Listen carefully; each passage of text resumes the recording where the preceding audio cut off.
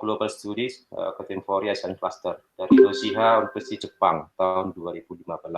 Dari Google dengan juga sih itu rekamannya.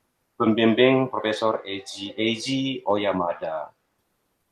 Baru kemudian topik itu nanti yang dibawakan oleh Kang Abah itu adalah pandemik sebagai disrupsi kesempatan bagi dunia dosen di dunia digital. Itu untuk narasumber yang pertama. Nah, selanjutnya yang narasumber kedua ini juga termasuk ya yang ditunggu-tunggu, senior. Kalau Kang Abah tadi subscribernya masih 800-an. Ya. Ini kalau Kang Faki ini sudah sudah 110.000. Nah, ini yang luar biasa. Jadi beliau ini adalah Fakima Muklis. Kalau di dunia maya pengasal itu saya lihat kemarin itu Pak Pukis katanya.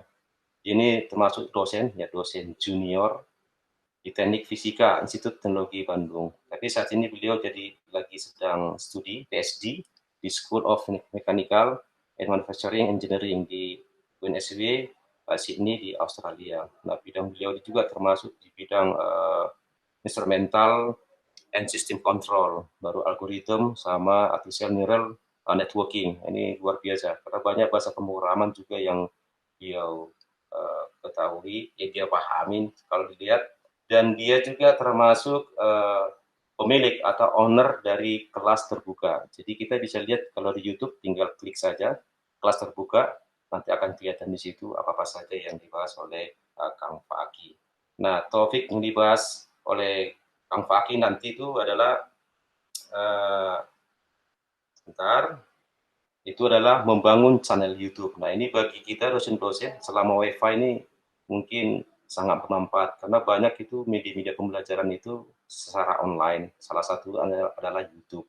Dan bagaimana bisa kita bertahan penonton atau pemirsa bisa bertahan di YouTube sehingga YouTube kita itu ditonton dan di subscribe, di like, di komen, dan di sharing. Nah, itu untuk narasumber yang kedua. Jadi untuk yang pertama, ya ini mungkin saya persilakan ke Kang Abah ya. Ini Kang Abah tadi topiknya masalah era disrupsi ini, bagaimana dosen terhadap di dunia digital. Silakan Kang. Baik, Assalamualaikum warahmatullahi wabarakatuh. Selamat pagi menjelang siang Kang Janer, kemudian Kang Faiz atau Kang Pukis ya? Faiz. Oke, Kang Faiz. Fakih, oh sorry. Panggilnya Fakih aja. Oke, Kang Fakih ya. Alhamdulillah ini bisa silaturahmi. Kalau saya dengan Kang Janer ini sudah lama sekali kenal, tapi nggak pernah ketemu sama sekali ya di darat ya. Tidak, belum pernah. Tahun 2013-2014 kita sama-sama bikin petisi dosen Indonesia waktu itu. Iya, benar. Mempetisi Menteri Pendidikan. Soal apa waktu itu? Remun ya waktu itu. Remon. Oke. Dan hari ini kita ketemu membicarakan sebuah topik yang menurut saya amat menarik, yaitu soal kalau topik saya bagaimana pandemi corona ini menjadi disrupsi yang sebetulnya memaksa kita masuk ke dunia digital. Jadi tentu saja kita ingat ya, tahun lalu itu pemerintah tuh gembor-gembor sekali soal revolusi industri 4.0, ngomongin soal disrupsi dan sebagainya. Tapi seberapa banyak sih yang kemudian menjadikan kita menjadi akrab dengan teknologi informasi? Nggak banyak, itu lebih banyak menjadi slogan-slogan seminar, program-program yang ngabisin anggaran dan sebagainya saja. Tapi kemudian kita dihajar oleh pandemi COVID-19 di awal tahun ini, yang kemudian sebetulnya the real disruption, yang kemudian memaksa kita mengubah cara hidup kita, cara belajar mahasiswa, cara bekerja kita, ya justru pandemi COVID-19 ini. Sehingga hal-hal yang tidak pernah kita lakukan, atau jarang sekali kita lakukan, walaupun kita sebetulnya sudah punya teknologinya, seperti belajar daring atau mungkin video conference macam ini, mau tidak mau sekarang menjadi hal yang menjadi keseharian kita gitu. Yang tidak hanya kita ya, kalau kita ya mungkin akses internet sudah lebih mapan begitu ya, gadget sudah bermacam-macam begitu. Tapi mungkin mahasiswa-mahasiswa kita ya, yang ada di daerah-daerah, yang ada di pelosok, di pegunungan, di pinggir laut dan sebagainya, itu kemudian juga mau tidak mau harus ikut juga terdisrupsi begitu. Tidak hanya mahasiswa, kalau mahasiswa juga masih mending. Juga siswa daerah di pelosok gitu yang mau tiba-tiba mereka harus zooming sama guru gitu, harus menerima banyak tugas online dan sebagainya. Nah, ini di satu sisi kemudian menjadi tantangan yang luar biasa untuk kita para akademisi begitu. Tapi juga sebetulnya membuka ruang baru, lahan lahan permainan baru begitu, tempat bermain baru yang tidak terbatas sebetulnya itu di dunia digital. Yang selama ini kita mungkin hanya melihatnya dari jauh. Kalau saya ini orang sosial, saya S1 sampai S3-nya itu ilmu politik, jadi agak jauh sebetulnya dari dunia tutorial yang sering saya bikin begitu. Tapi kemudian kan ini menjadi hal yang tidak bisa dihindari lagi. Kalau pengalaman pribadi, kenapa saya bikin beberapa tutorial itu berdasarkan kebutuhan saya sendiri sebetulnya, Kang Janer. Jadi saya nih butuh nih ngajar, platform apa yang paling bagus, saya cari sendiri, saya oprek sendiri gitu. Kebetulan hobi, kemudian saya menemukan, oh ini Google Meet begini, oh ini Zoom begini. Kemudian saya iseng tuh bikin tutorial Google Meet, saya lempar ke YouTube, dan itu viral. Ada sekitar 70.000 orang sampai hari ini yang nonton video itu. Itu yang buat saya sadar gitu. Itu viralnya karena saya lempar ke grup dosen di Facebook kan. Saya kaget, oke, berarti ada ruang kosong yang selama ini tidak diisi. Diisinya oleh si YouTuber Bandung yang ngeprank itu misalnya, ya kan? Diisinya oleh para selebritis yang bikin giveaway macam-macam yang merusak mental masyarakat gitu kan? Nah, saya kemudian mikir, oke, ini berarti ada ruang kesempatan bagi kita untuk memproduksi berbagai macam konten positif. Ada kesempatan bagi kita juga untuk belajar. Saya punya ketertarikan individu ya soal belajar kayak misalnya programming dan sebagainya. Tapi ketertarikan pribadi aja. Maka saya senang misalnya ada channel YouTube-nya Kang Fakih misalnya, di mana saya bisa belajar dengan gratis, tidak butuh kartu prakerja kan. Nah ini kan sebetulnya hal-hal baru ya yang ternyata internet bisa jadi perpustakaan yang luar biasa, di mana kita bisa explore, belajar berbagai macam hal, mulai dari masak kue sampai kemudian belajar pemrograman misalnya. Kita bisa belajar ilmu politik sampai belajar tentang mesin mobil misalnya. Hal-hal yang kita sudah tahu sejak lama, tapi kesadaran ini kan baru terbentuk sekarang.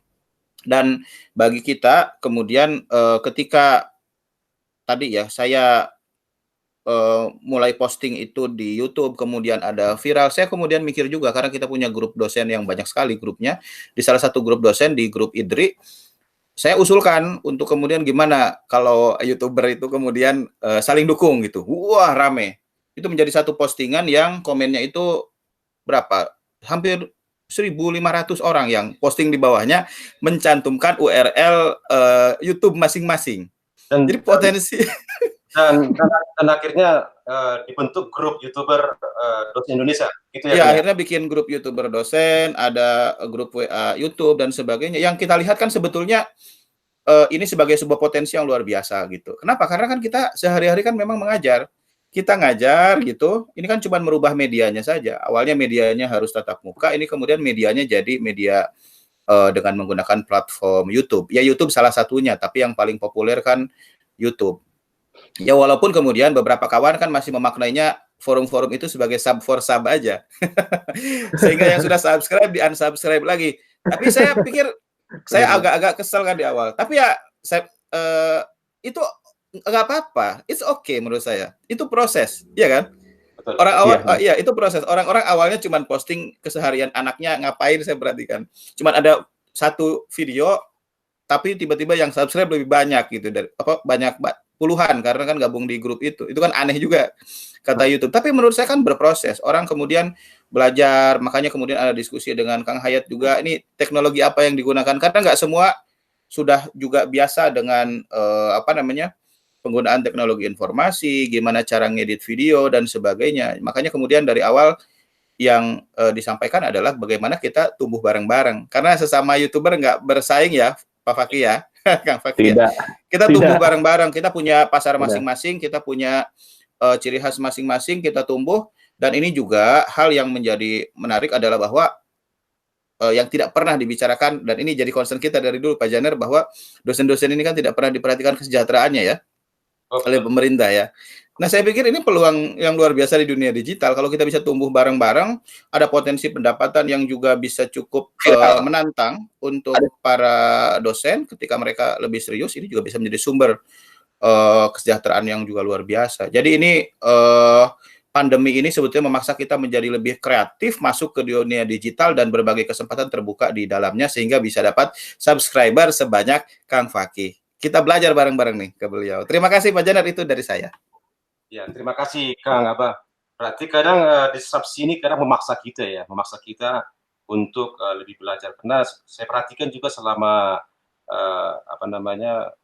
pandemik ini kita banyak belajar gitu. Yang tadinya kita hanya tahu sedikit aplikasi-aplikasi yang digunakan untuk pembelajaran, kita tahu banyak dan kita pelajari. Salah satunya adalah ya tadi seperti Kang Amit masalah menggunakan Trimyat. Baru kita juga menggunakan OBS dan lain-lainnya. Nah, terima kasih buat Kang Amit atas bincang-bincangnya masalah disrupsi dan masalah YouTube yang tadinya hanya sekedar, sekarang sudah membuat grup juga. Dan saya juga terus terang karena itu yang tadinya cuma 400 sekarang sudah hampir 570 gitu. Ya syukur juga saling-saling mensitasi lah istilahnya gitu. Tidak ada yang salah, yang penting itu informasinya bermanfaat. Nah, yang kita tunggu nih sebenarnya adalah Kang Fakih ini, Kang Fakih. Saya juga setelah disondingkan oleh Kang Amit itu lebih senior, benar gitu. Saya cek-cek juga kan betul atau tidak. Ternyata saya lihat 110.000. Ya, sebulan yang lalu masih 90-an gitu. Ini lonjakannya sangat cepat. Nah, hanya satu hari kadang itu dilempar ke YouTube, itu penontonnya udah ribuan gitu. Sementara kalau saya paling 10, 20 itu udah syukur saya rasa. Nah, ini topik sekarang kita ini yang dengan Kang Fakih, ya mungkin ini bisa memberikan masukan ke kita atau pencerahan. Ini kan yang akan dibawakan mengenai membangun channel YouTube gitu. Mungkin pada Kang Fakih bisa kami persiapkan tempatnya untuk bagaimana sih masalah membangun apa ini, atau bisa juga Kang Fakih awalnya dulu bagaimana ini, apalagi untuk kelas terbuka ya. Dari namanya saja sudah kelas terbuka, berarti kan terbuka, gratis, tidak berbayar. Jadi orang bisa mungkin bisa bagi tips atau strategi yang bisa kita tiru nanti biar supaya juga kita bisa mengimbangi Kang Fakih juga gitu. Silakan Kang Fakih. Siap. Assalamualaikum warahmatullahi wabarakatuh. Jadi Bapak-bapak, Abah Hamid sama Pak Janer nih, izin sharing Pak. Jadi izin sharing untuk membangun channel YouTube ini. Jadi perkenalkan dulu Pak, nama saya Fakiza Muklis. Sekarang saya kondisinya sedang kuliah di UNSW Sydney tahun keempat ya. Semoga tahun depan udah bisa pulang ke Bandung. Amin. Jadi bisa langsung berkegiatan gitu dengan teman-teman di sana. Nah, jadi pertamanya itu Pak. Jadi saya bikin channel YouTube itu sebenarnya awalnya itu saya ke Australia tahun 2017. Dan di situ ternyata banyak mahasiswa-mahasiswa bimbingan yang masih bimbingan sama saya gitu. Jadi masih korespondensi lewat online gitu ya, nanya video call dan sebagainya. Terus saya berpikir gitu, wah ini kayaknya kalau gini terus nanti S3 saya bakal banyak diganggu gitu kan. Terus akhirnya saya berpikir, wah kayaknya bikin apa ya yang bisa diakses gitu. Akhirnya saya berpikir, oh kenapa nggak saya bikin channel YouTube aja ya. Karena saya di sini juga sebenarnya nggak mau juga sih saya ngasih tutorial di kelas gitu ya, ngajar di sini gitu. Karena menurut saya ngabisin waktu jadinya. Kan berarti kan kalau saya di sini mahasiswa datang ngeganggu saya gitu kan lagi ngerjain, langsung minta nilai dibenerin misalkan ya tutorial lagi. Nah, itu yang jadi agak bermasalah. Ya udah akhirnya saya buatlah channel YouTube. Nah, waktu itu saya masih berpikir tuh ada sebulan, Pak. Sebulan untuk mikirin nama channelnya apa. Karena nama juga pengaruh ya. Iya. Betul-betul lah. Iya, terus saya berpikir, wah sini saya sepertinya harus lepas dari diri saya gitu. Kalau saya berpikirnya ya, berarti jadi brand aja gitu sekalian. Ya udah, saya akhirnya berpikir apa ya, kelas terbuka. Akhirnya muncul nama kelas terbuka. Nah, fokusnya memang kelas terbuka ini di programming, Pak. Jadi karena mungkin saya memang bisa programming dan saya senang mengajar, jadi kontennya adalah itu gitu. Jadi mengajar programming. Nah, Berarti, sebenarnya ya, berarti ya kelas Pak, terbuka ini lahirnya di tahun 2017 ya. 2017 Pak. Mas, berarti 3 tahun 110.000 subscriber. Ini luar biasa ini. Oke, dilanjut Kang Pagi, lanjut. Ya, jadi itu akhirnya itu masuk ke satu topik pertama Pak, yang masuk ke tips ya. Jadi tipsnya sebenarnya ada 4 Pak. Ini masuk tips pertama yang saya berasakan bahwa apa ya, mungkin jadi salah satu faktor juga si channel YouTube-nya bisa berkembang gitu. Yang pertama itu adalah si topik yang mau kita bawa dan niat yang mau kita jalanin gitu.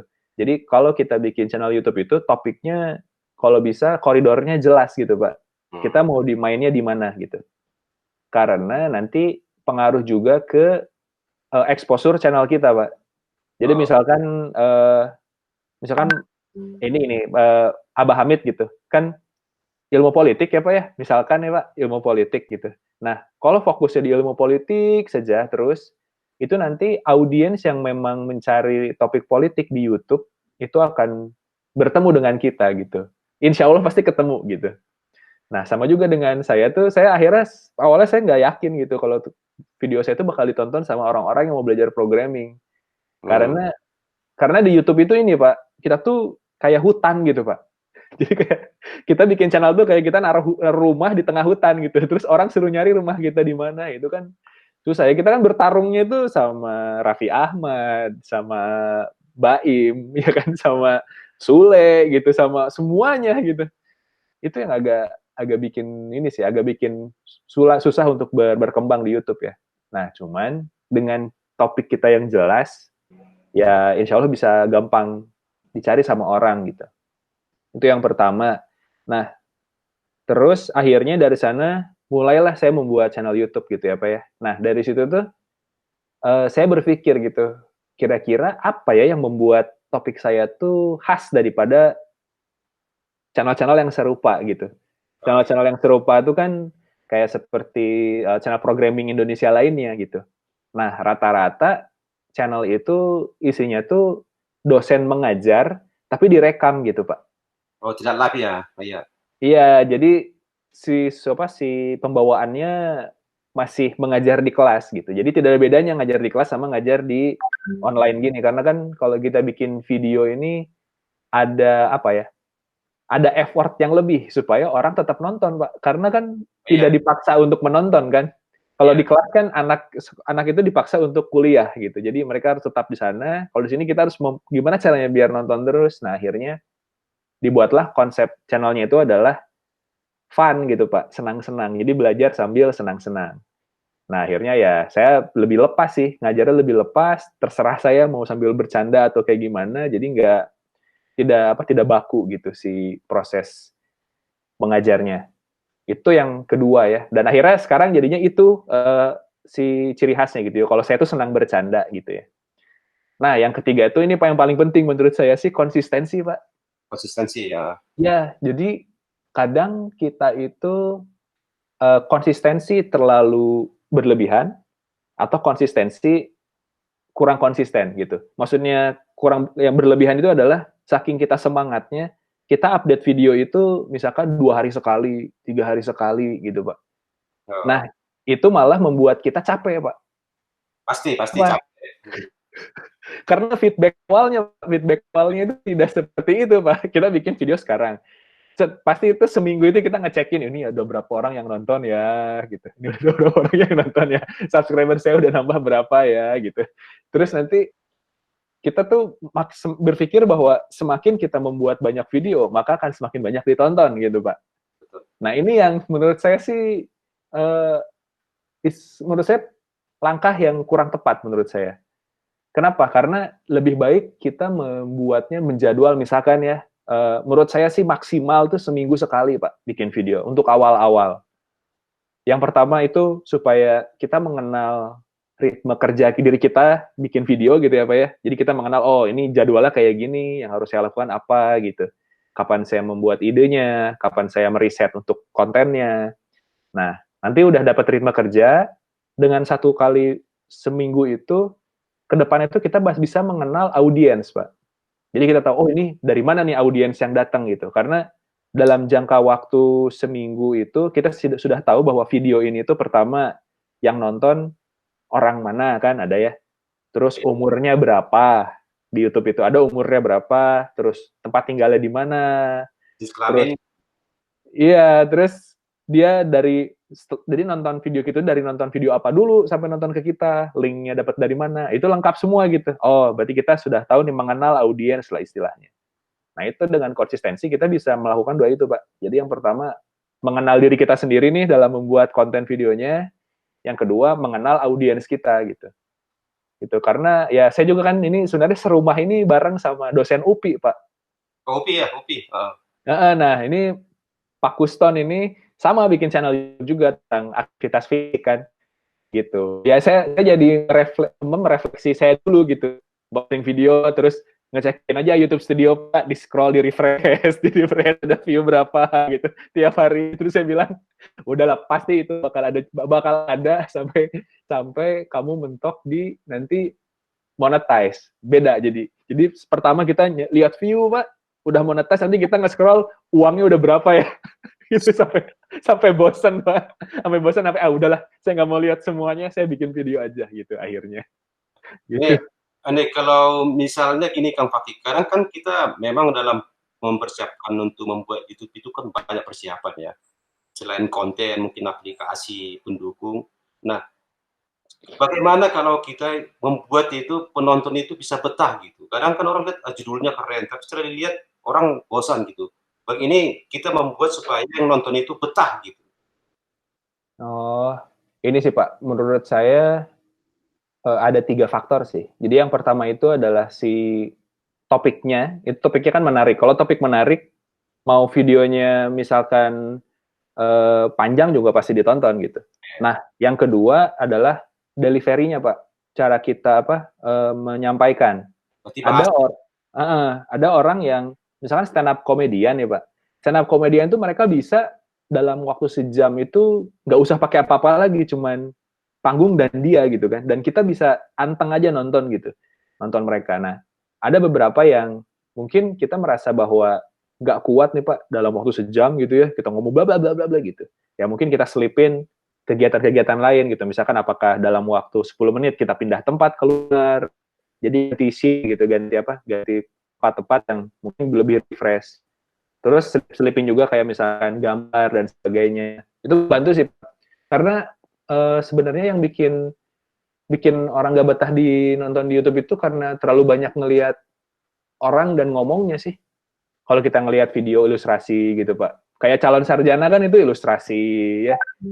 Gak usah lihat ada orangnya gitu, ilustrasi aja itu bikin orang anteng sih sebenarnya nonton kayak gitu. Iya, itu kan menurut Kang Fakih. Saya lihat itu di YouTube Kang Fakih kemarin itu kan ada live, hanya ngomong aja tanpa persiapan, tapi itu banyak yang nonton juga gitu, banyak yang komen gitu.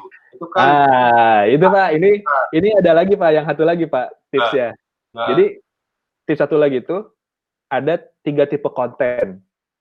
Yang pertama itu adalah, ini yang paling banyak sih, itu adalah tipe konten yang kita sebut sebagai penyelamat. Konten penyelamat. Jadi misalkan gini Pak, kayak Abah Hamid nih, Abah Hamid tuh kan bikin tutorial video call di Meet gitu ya, Google Meet. Terus misalkan gimana caranya conference call dan sebagainya. Nah, ini konten-konten penyelamat, Pak. Kenapa? Karena itu orang tuh banyak nge-search di YouTube gitu. Bagaimana cara conference call dengan menggunakan Meet misalkan ya. Itu kan konten penyelamat dan pasti ditonton. Banyak yang nonton. Nah, cuman kalau misalkan kita bikin materi yang penyelamat ini, itu kita capek sendiri, Pak. Karena kita harus nyarikan yang baru, apa sih yang orang butuhin gitu. Nah, ini kitanya bakal capek sendiri gitu untuk meriset itu, karena kita nggak bisa memprediksi ke depannya bakal apa sih yang rame gitu ya. Itu tipe penyelamat. Nah, yang kedua itu tipe konten kita sendiri mau apa gitu. Itu adalah sharing, Pak. Apa yang mau kita share, misalkan masakan atau kita mau sharing apa, itu adalah konten utamanya sebenarnya yang sharing ini, konten utama dari channel kita. Nah, yang ketiga baru Pak, setelah kita punya audiens, nah kita bisa bikin seperti satu hub atau satu ruang diskusi gitu. Nah, nanti kita bisa melakukan kayak yang saya lakukan, saya live anak-anak pada nonton, kita diskusi gitu ya, lempar apa. Jadi memang yang satu video itu khusus untuk saya dan teman-teman yang udah subscribe gitu. Kalau orang tiba-tiba nonton sih nggak akan ngerti, Pak. Nggak akan, ini apa sih gitu kan. Tapi kalau sudah kenal dengan audiens, jadinya kita bisa komunikasi gitu. Gitu, Pak. Jadi ada 3, Pak. 3 deh, Pak. Baru ini, biasanya kita di YouTube tuh kan banyak komentar. Apakah Kang Fakih itu menyempatkan waktu untuk menjawab semua komentar? Kan kadang kita nggak enak juga, kadang kita kasih pertanyaan tapi itu nggak dijawab gitu. Nah ini kan membuat penonton juga supaya betah. Bahwa artinya adalah bahwa kita juga menyapa dengan menjawab pertanyaan-pertanyaan yang disampaikan oleh penonton kita. Bagaimana kira-kira Kang Fakih? Kalau saya di kolom komentar saya pasti baca, Pak. Walaupun saya nggak balas ya, Pak ya. Pasti saya baca. Kalau live mungkin enak ya, live bisa langsung Iya, gitu. Tapi kalau offline ini kan pasti banyak komentar di bawah, ini yang repot kita gitu. Iya, kalau offline biasanya saya akan menjawab pertanyaan yang belum saya jawab, Pak. Oh iya betul ya. Dan saya juga bisa membedakan sih, mana pertanyaan yang ini tuh sebenarnya pertanyaan yang bisa kalian googling aja, gitu. Ada pertanyaan yang memang saya harus jawab gitu. Karena banyak teman-teman tuh yang mungkin mahasiswa kali ya, mereka tuh nanya tapi yang sebenarnya di googling juga udah ada gitu. Iya. Misalkan ya nggak usah dijawab di kolom komentar gitu, sebenarnya. Itu sih. Dan saya sebenarnya lebih suka yang pertanyaannya memang diskusi, Pak, gitu. Pertanyaan diskusi. Oke. Nah, ini ada pertanyaan lagi nih. Ini kan ya seperti saya sebenarnya masih dalam YouTube ini sudah lama, tapi masih pemula dalam arti hal ya followernya masih sedikit gitu. Nah, ketika kalau Kang Fakih ini kira-kira perangkat dan aplikasi apa saja sih yang dipersiapkan supaya hasilnya powerful seperti itu? Apakah harus punya 3 laptop atau bagaimana? Mungkin Kang Fakih bisa inilah kasih sedikit lah bocorannya gitu.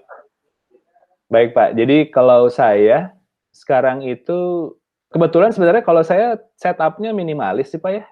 Jadi sekarang saya pakai laptop ini MacBook Pro tahun 2012, Pak. Ini udah 8 tahun yang lalu ini laptopnya. Pakai laptop 2012, terus saya pakai mic yang Rode NT USB yang langsung USB, Pak. Jadi nggak pakai amplifier lagi, langsung USB. Pakai itu, terus sama screen recording. Screen recording-nya saya pakai karena dipakai MacBook udah ada aplikasinya, jadi nggak usah lagi pakai OBS. Nah, terus satu lagi pakai ini Pak, buat tulis-tulis, pakai Wacom pen tablet buat nulis-nulis, coret-coret gitu. Udah Pak, itu aja sebenarnya. Kalau mau ngerekam itu. Kamera emang saya suka fotografi, saya punya kamera sih. Tapi nggak sering juga saya bikin konten yang vlog gitu. Nggak sering juga. Oh, itu perangkat. Kalau dari segi bahasa, saya sudah salut lah lihat Kang Fakih ini sepertinya memang sudah siap gitu, siap tampil. Mungkin kalau saya sendiri biasanya itu harus berlatih dulu, ngomong juga masih harus dilihat pakaian. Nah, Kang Abah mungkin ada yang mau disampaikan ke Kang Fakih, mau ditanya. Kita ini sama-sama pemula nih, jadi tidak salah kita bertanya dengan senior gitulah dalam YouTube. Oh, Bapak lebih senior ya Pak. Pak Janeri malu sebetulnya mau tanya penghasilan dari YouTube dengan subscriber segitu tuh berapa? Itu kan yang mau ditanyakan ya, Pak Janer? Boleh juga tuh Bang. Saya ada 1.000 itu ada 1.000-an, tapi saya dapat uang terpenting 1 juta lebih gitu. Ini dengarannya ini kan kita, waduh enak juga gitu. Apalagi sudah subscribernya itu sudah 10.000 gitu. Jangan-jangan juta juga ya, Kang Hamid gimana? Ya Kang Fakih harus jawab itu. Bentar, saya lihat dulu. Mungkin range-nya ya. Range-nya biar ada gambaran aja sih teman-teman. Siapa tahu nih kawan-kawan dosen YouTuber pada lihat. Bisa dihitung sebenarnya. Bentar ya Pak ya. Saya sebenarnya kemarin juga sempat diskusi sama teman tentang cara menghitung pendapatan YouTuber di luar ya Pak ya. Karena di kita tuh enak Pak. Di kita tuh si cost per mile-nya per 1.000 views ya, itu tuh bisa dihitung $1. Berarti sekitar 13.000 ya. 13.000 per 1.000 view nih. Nah, 1.000 views. Ya, 1.000 views. Nah, misalkan kita punya misalkan dalam waktu sebulan ya Pak ya. Misalkan satu sebulan, total views-nya misalkan 1 juta. Ya, 1 juta views misalkan. Dalam sebulan, misalkan ya. Saya nggak sampai segitu, Pak. 1 juta views. Nah, terus dari 1 juta views itu ibaratlah yang dimonetize-nya itu adalah setengahnya, minimal ya. Minimal itu setengahnya yang dimonetize. Berarti dari 1 juta views jadi 500.000 ya, 500.000 views. Nah, dari 500.000 views ini kita bagi 1.000 ya, karena kan kita ngitungnya cost per mile-nya itu per 1.000 views kan. Berarti 500 view, Pak. Nah, 500 view kita kalikan dengan berapa CPM-nya. Nah, misalkan CPM Abah Hamid berapa sekarang? CPM-nya berapa ya? Wah, saya lagi nggak. Harus buka juga. Kalau saya CPM-nya di 20.000 sekarang. CPM-nya di 20.000. 20.000 ya? Nah, berarti kalau misalkan ini diambil rata-rata Indonesia ya, audiens Indonesia 200.000, berarti 500 kali 200.000, Pak. Dikali 20.000. 500 kali 20.000 berapa? 10 juta ya. 10 juta ya. Jadi 1 juta views, 10 juta. Nah, sekarang mari kita lihat Halilintar, Pak. Atau Halilintar sekali bikin video berapa juta views tuh. Enak ya. Ya.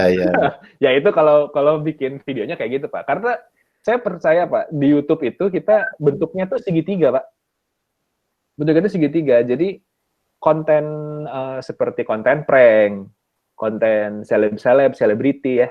Itu kan sebenarnya kalau kita nonton, itu kan kita nggak perlu mikir ya, Pak ya. Nggak perlu mikir gitu. Itu adalah hiburan ya. Nah, konten-konten hiburan itu posisinya di bawah, Pak. Itu audiensnya banyak banget, Pak. Hiburan ini. Nah, makin kita meruncingkan, mungkin edukasi ya, itu tuh makin ke atas, makin sedikit, Pak, si orang yang interest di situ gitu. Jadi ya kalau saya sih mawas diri, Pak, dengan konten saya tentang edukasi gitu. Saya emang nggak ekspektasi bakal banyak yang nonton gitu. Jadi memang yang nonton di saya ya emang orang yang lagi belajar aja gitu. Tuh. Itu Kang Abah udah terjawab tadi itu 10 juta. Lumayan itu subscribernya meningkat lagi tuh Kang Amit. Itu kalau ini, Pak, kalau views-nya 1 juta per bulan ya, Pak ya. Kalau saya nggak sampai segitu. Saya berapa ini? Saya 300.000 sebulan. Ya, kali itu tadi 20 berarti 6 juta juga kan. Lumayan lah. Tapi setidaknya ini untuk memotivasi kita juga gitu. Selain untuk meningkatkan subscriber, juga konten kan harus diperhatikan juga ya. Iya. Nah, memang kalau di entertain pasti beda lah. Katakanlah musik, orang pasti bisa buka tanpa di skip gitu. Kalau pendidikan tergantung di orang yang mau belajar. Ya. Apalagi programming, orang IT kan banyak mau belajar programming, apalagi untuk yang pemula. Apalagi dia tutorial seperti itu. Ada lagi Kang Amit yang mau ditanyakan?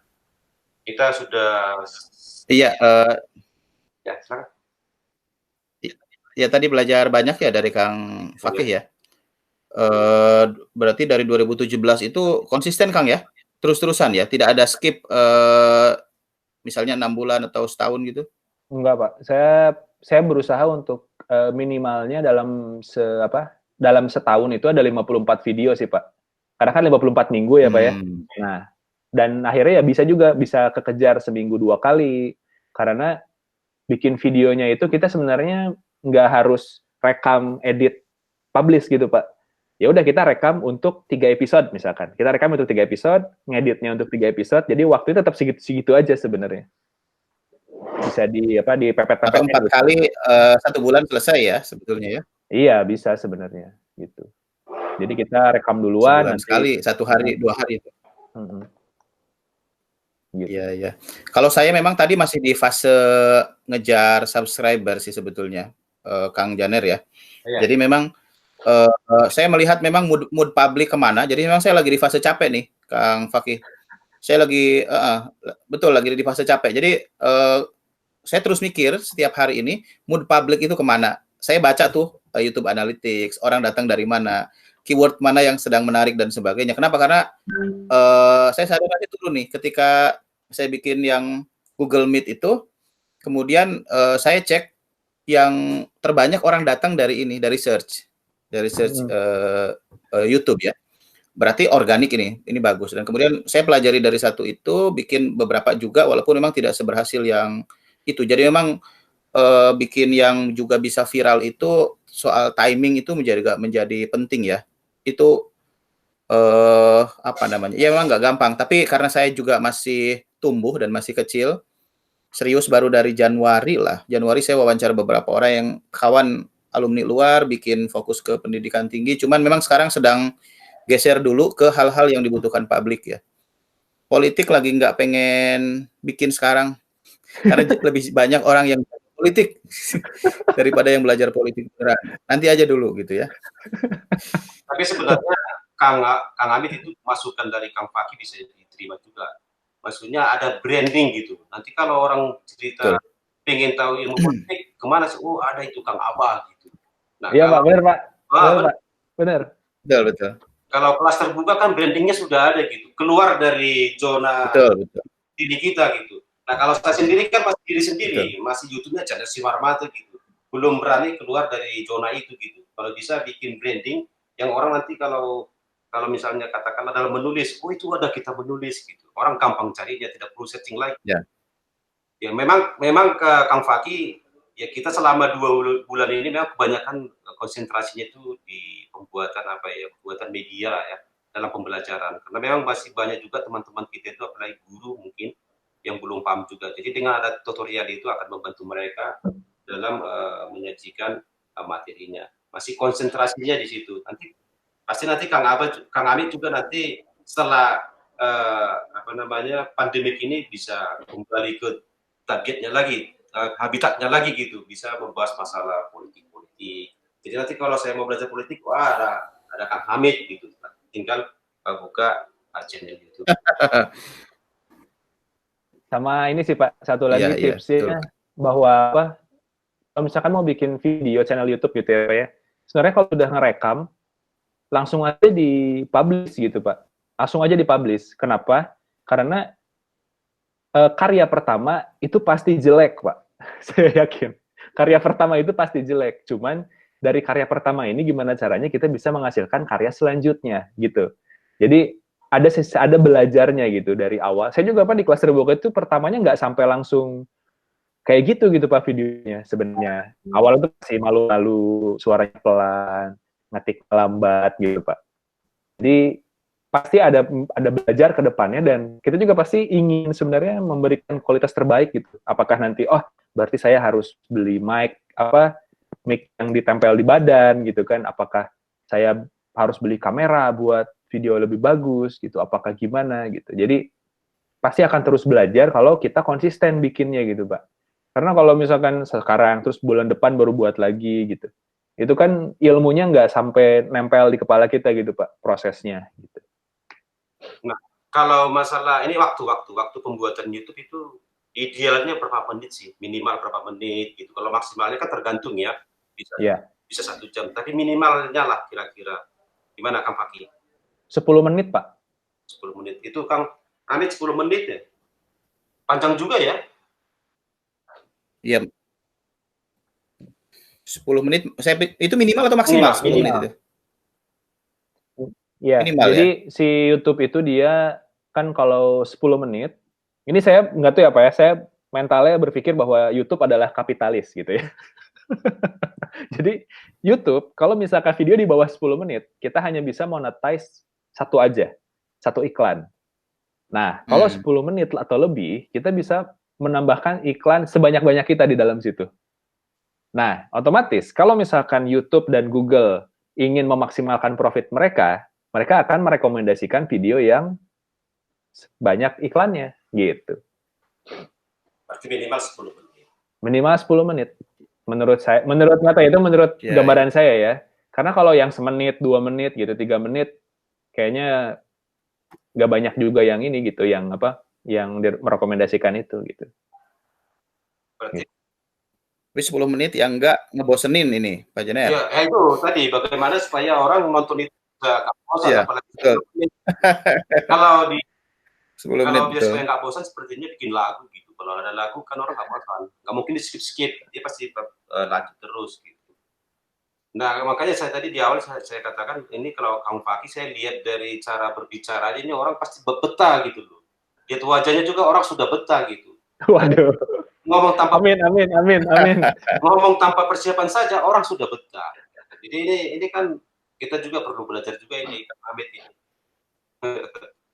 Padahal kalau kita bikin YouTube itu kan perlu persiapan yang panjang. Nanti kan kontennya, kadang kita mau ngomong lupa, tadi apa ya gitu, apa mau dibicarain apa gitu. Kan gak enak juga kalau penonton nanti kita bicara ini Bapak, dia ini gimana sih ngomongnya nggak jelas juga, entah apa diomongin, melantur gitu. Itu kan membuat orang nggak betah. Memang salah satunya ya kalau di YouTube mungkin bagaimana membuat penonton itu bisa betah. Apalagi waktu ya syarat tadi minimal itu 10 menit gitu. Ada ini juga sih Pak, ada apa caranya sih. Jadi ada beberapa teman-teman saya juga yang bikin channel sama ya Pak ya. Kalau saya tipenya bahwa saya punya materinya dan saya harus menyampaikannya seperti apa gitu. Nah, jadi itu gimana saya gitu mau menyampaikan materi ini karena saya udah punya si programnya gitu ya, tinggal saya sampaikan. Nah, ada teman saya yang dia punya programnya dan dia punya skripnya Pak. Jadi dia bikin skripnya, saya harus ngomong apa, Jadi sudah ada sampai titik komanya gitu, Pak. Baru dia rekam gitu. Jadi memang tiap orang punya strategi masing-masing ya, jadi berbeda-beda gitu cara penyampaiannya. Seperti itu bagus. Berarti kan sebenarnya kalau mau bikin skrip dan nambahin bercandaan gitu ya, Pak ya. Wah, berarti cerdas banget gitu. Dia sudah bisa mikirin bercandaan sambil bikin skrip gitu, kayak stand up komedian jadinya. Iya. Nyari joke yang pas gitu ya. Iya. Joke yang sesuai yang apa gitu. Iya, jadi sudah. Tapi saya pikir gini Kang Janer ya, memang nih lagi demam ya, jadi YouTuber di teman-teman ya. Teman-teman dosen terutama misalnya dalam sebulan terakhir. Jadi memang fase-fase ini sih, fase-fase mencari bentuk, mencari tema, mencari instrumen yang paling pas sebetulnya. Ya memang fase saya sepakat tadi dengan Kang Fakih bahwa fase yang terbaik sih nanti ketika kita sudah punya pilihan-pilihan mapan itu, ya memang kita konsisten di sana gitu. Tapi saya senang sih sebetulnya bahwa kemudian problem kita harus ada di rumah ini ya kita maknai untuk challenge diri kita. Saya sendiri kan iseng nih men-challenge diri saya, bisa nggak dalam sebulan ini, bulan apa nih? Mei ya? Mei. Saya udah monetize gitu. Dan pertumbuhan dari sejak kita rame-rame di grup dosen itu, saya dari 440-an, nah sekarang sudah 800 dalam 1 bulan menurut saya. Saya juga punya akun dari 2012 soalnya. Ini ya sesuatu yang memang jadi kalau diseriusin ya memang sesuatu yang dan kita mau nggak mau memang harus menseriusin karena kan kita nggak tahu pandemi ini kapan berakhir dan kita harus ngajar online begitu ya why not nggak serius gitu kan, why not ya serius gitu di sini gitu. Itu aja sih sebetulnya. Soal dapat 10 juta sebulan itu bonus sih menurut saya. Iya Pak. Ya apalah, dari Bapak kan Kaprodi Pak. Saya mantan Kaprodi baru selesai. Jadi ada waktu jadi YouTuber sini.